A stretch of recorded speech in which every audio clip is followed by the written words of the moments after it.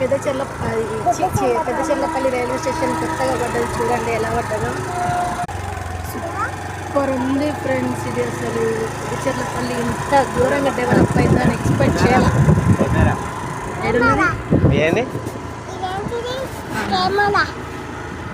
Camera ఉంటే మనకేంది, అయినా మనం ఏమైనా ఎత్తాం. అమ్మో కెమెరాలు ఎక్కడెక్కడ పడితే అక్కడ ఉంది.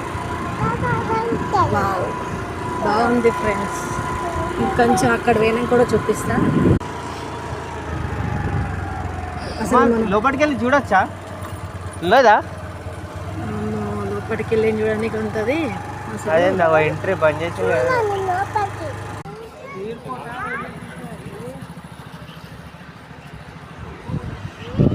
లోపలికి ఎంట్రీ అవుతున్నాం. చూడు ఎంత బాగుందో. నైస్.